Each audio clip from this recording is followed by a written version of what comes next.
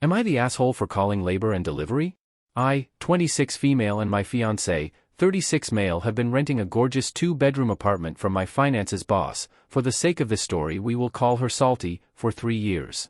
Recently my fiancé and I just had a gorgeous little baby girl. The apartment we were renting was a cozy little house placed right on the lake and is only 10 minutes from where he worked. It was perfect, or so we thought. At my finances work there is this girl, we will call her Candace. Candace has been very shady lately. She randomly stopped coming in, would come up with excuses left and right, never gave any notice, just upped and left. No one knows why. Well, a few months later we run into Candace at another restaurant and she didn't look healthy. She was very skinny since we saw her last, her face looked hollowed-eyed, she was very pale, and to be quite frank she looked like she was on drugs. Well, Candace decided she was gonna try and come back to work with Salty, and of course Salty let her. This happened 5 more times and the same pattern kept happening over and over again. Eventually everyone just kept asking why we kept bringing her back.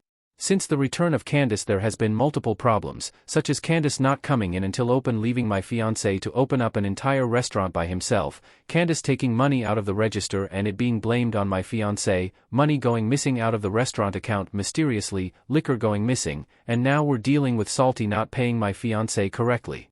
He got placed on salary because he was working too much and they couldn't afford to pay him that much, so they placed him in a salary role but took his credit card tips out of his salary, so each week his paychecks were different. Salty then proceeded to gaslight my fiancé and took it so far to tell him that he's just being paranoid and needed to relax. Well, Salty told the entire staff how much my fiancé was making and made it seem like he was making more money than a business owner is. Salty refused to believe that it could be Candace because she grew an unhealthy relationship with her. It was so unhealthy that Salty would just point the bomb on my fiancé because Candace told her it was him. Now Salty was the kind of person who wanted to help everyone, that's just who she was, no matter who you were she would help. Well, the other half of the house that we rented, Salty decided she wanted to make the other half of the house an Airbnb, which made sense in the summer. Especially for the area we were in and being down by the lake, it was the perfect hour to launch it.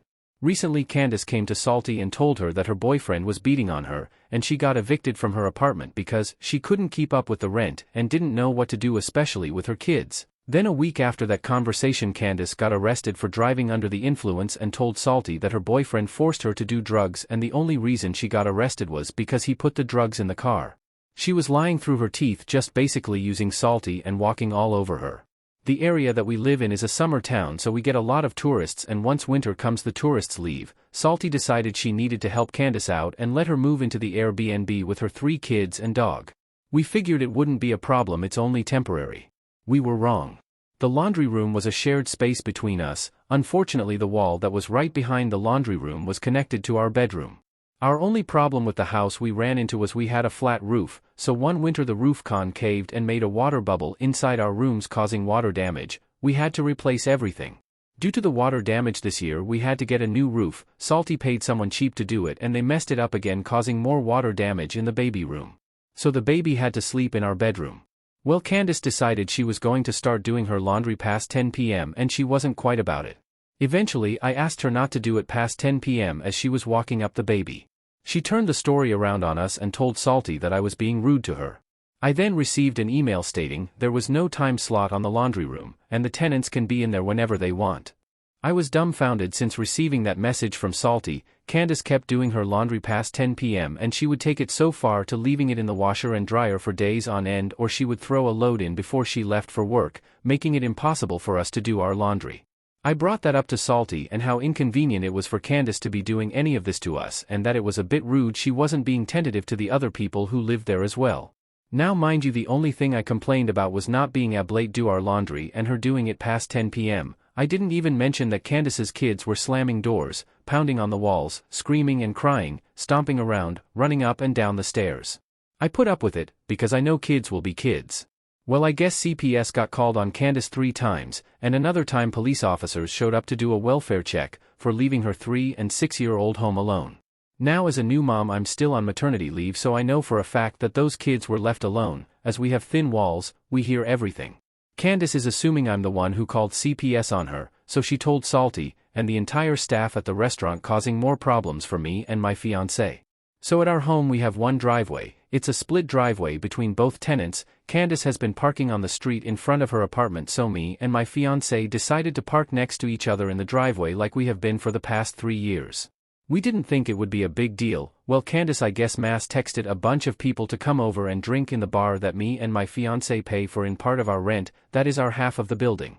Well, I went out to the car to grab some baby stuff out, and Candace comes out and points at the car I'm standing at and then points behind my car and just says, "It goes there." Mind you, I haven't spoken to or seen Candace since she wanted to accuse me of calling CPS and the cops on her, and I just look at her and said, "Do not talk to me," which pissed Candace off, and at that point I realized she was on something. So she takes it further saying, "This is my property now, bitch, you're on my property, I can do what I want, and you're gonna move your goddamn car," and I had already started walking away from her to go back inside to pack up the baby and take her somewhere safer.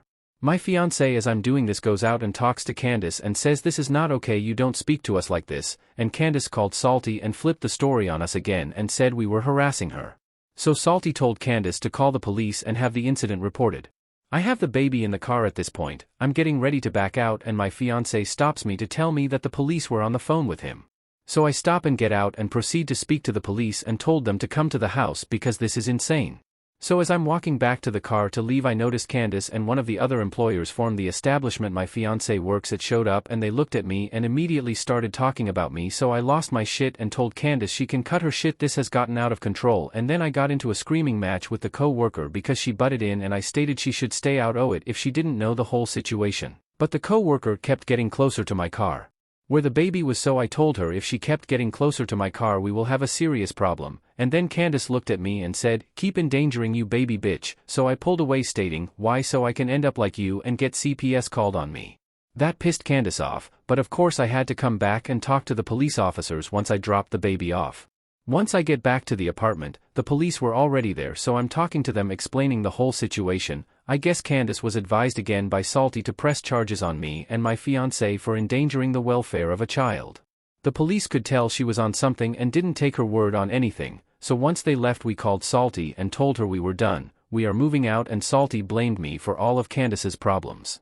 And that I'm the sole reason that there's all this drama at the restaurant.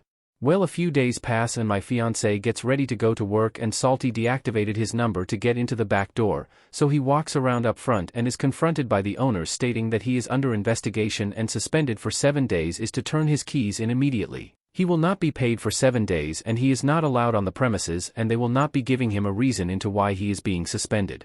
We turn in our 30-day notice for the apartment. He quits on the spot that day, which pissed off the owner.